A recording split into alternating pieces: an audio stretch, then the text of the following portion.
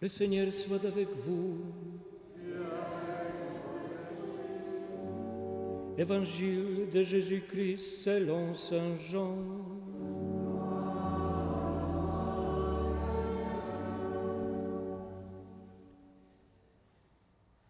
Au cours du dernier repas que Jésus prenait avec ses disciples, quand Judas fut sorti du cénacle, Jésus déclara: « Maintenant le Fils de l'homme est glorifié, et Dieu est glorifié en lui.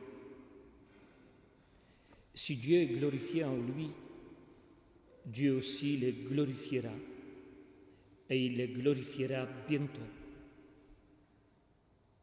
Petits enfants, c'est pour peu de temps encore que je suis avec vous. Je vous donne un commandement nouveau, c'est de vous aimer les uns les autres. Comme je vous ai aimé, vous aussi aimez-vous les uns les autres. À ceci, tous reconnaîtront que vous êtes mes disciples, si vous avez de l'amour les uns pour les autres. » Acclamons la parole de Dieu. Louange à toi, Seigneur Jésus.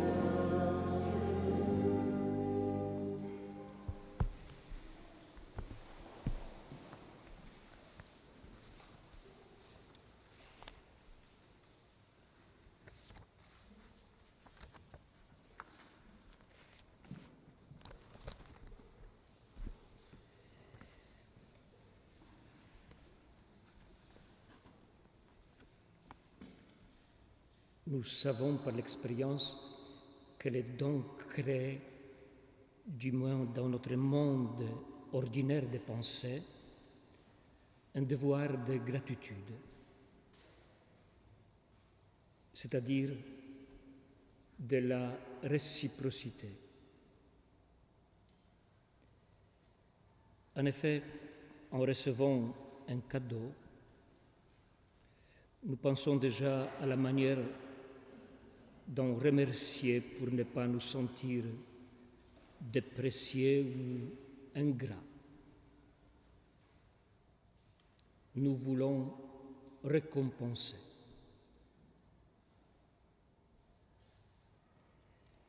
C'est bien sur ce mode d'agir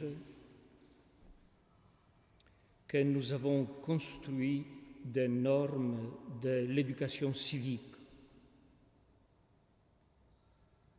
Autrement dit, nous avons canonisé la réciprocité au détriment d'une valeur profondément évangélique, à savoir la gratuité. Je vous donne un commandement nouveau, nous dit Jésus dans l'évangile de ce dimanche. Celui de vous aimer les uns les autres comme je vous ai aimé. Je me suis souvent demandé en quoi consiste la nouveauté de ce commandement que Jésus nous donne.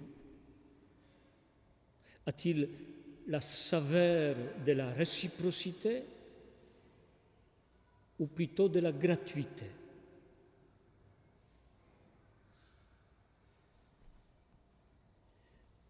Eh bien, la nouveauté de ce commandement, ce n'est pas le commandement d'aimer.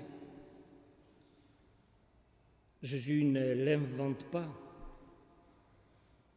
Ce commandement d'amour existe bel et bien dans l'enseignement des rabbins de son temps.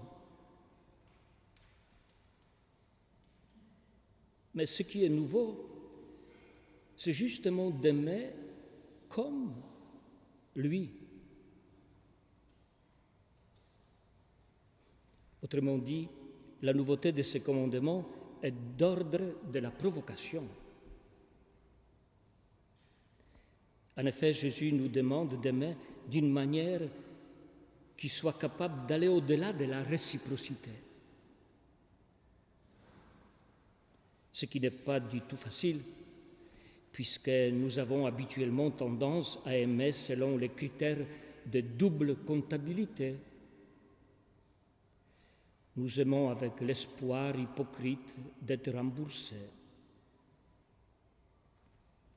Nous donnons avec l'intention plus ou moins manifeste de recevoir au moins autant. Et nous appelons cela la politesse ou le respect.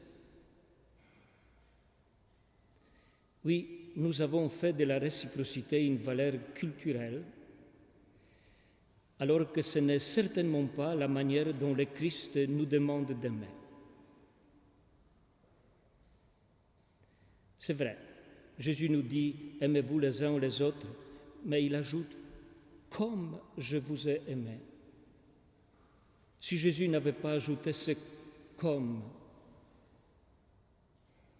nous aurions pu chercher chez l'autre les critères de l'amour. Je t'aime puisque tu m'aimes. Ni moins ni plus. L'amour devient alors une sorte de spirale de la compétition et de la comparaison. Oui, humainement parlant, l'amour a été réduit à cela. Mais revenons à nos moutons. Le commandement nouveau que Jésus nous donne a-t-il pour vous la saveur, le goût de la réciprocité ou de la gratuité? Je sais que cela dérange. Mais pour répondre à cette question, nous devons considérer l'Évangile dans son ensemble et voir comment il nous a lui-même aimés. Eh bien, si nous regardons certaines images, je vous en donne 3, certaines images de l'Évangile, nous nous rendons compte que la façon d'aimer de Jésus est une gratuité par excellence.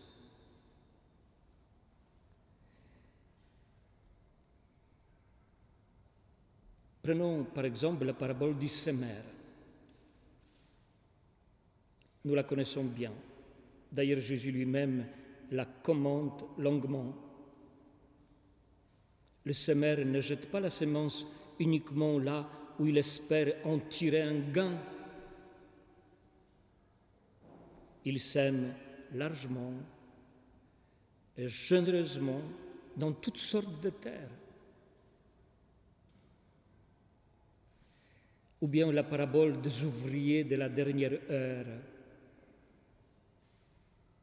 ceux qui sont venus travailler dans l'après-midi ont reçu autant d'argent que ceux qui ont travaillé toute la journée. Rappelons-nous encore le geste de Marie de Béthanie qui, dans la maison de Simon, verse un parfum précieux sur la tête de Jésus. Ce geste gratuit et total, Judas Iscariote ne le comprend pas et pleure l'argent qu'il aurait pu voler. C'est vrai. En regardant ce geste avec des critères purement humains, c'est un peu fou d'agir ainsi. D'un point de vue utilitaire, cela représentait du gaspillage. Et cependant, nous devenons vraiment des chrétiens adultes lorsque nous apprenons à aimer ainsi. L'enfant, quant à lui, se concentre sur son besoin et ne voit rien d'autre. Il veut tout pour soi et pique de colère, ne regardant que son propre intérêt. Malheureusement, cette façon enfantine d'aimer persiste souvent dans la vie de nombreux adultes, c'est-à-dire des faux adultes. En d'autres termes, la réciprocité peut faire de nous de bons citoyens,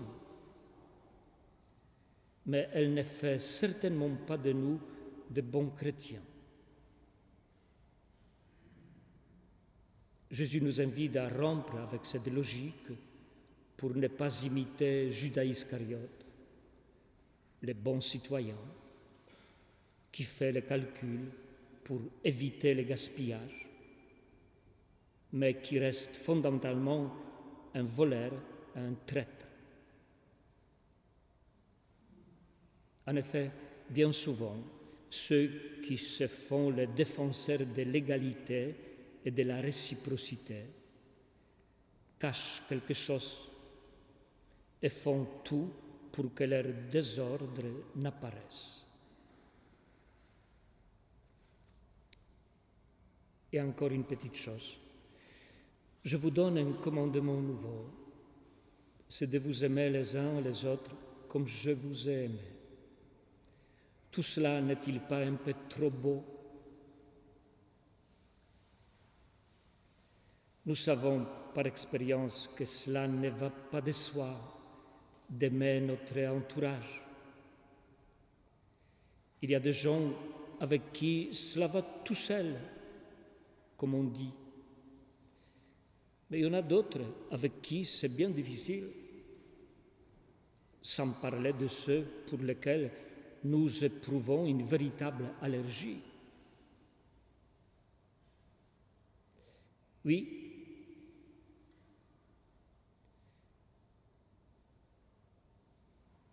Jésus n'ignore certainement pas tout cela quand il nous donne ce commandement. Mais il ne confond pas amour et sensibilité. Rappelons-nous le contexte dans lequel ce commandement nouveau nous est donné. Cela se passe pendant son dernier repas avec ses disciples. Jésus commence par leur laver les pieds. Il lave les pieds de tous, de celui qui va rester debout au pied de sa croix, Jean, mais aussi de celui qui va les régner, Pierre, et même de celui qui va les trahir, Judas. Voyez-vous, Jésus aime tout court. Et la clé de cet amour est dans l'humble service accompli envers tous. Autrement dit, le plus important, ce n'est pas la qualité de nos discours ou de nos connaissances, pas non plus la beauté de nos cérémonies. C'est la qualité de notre service.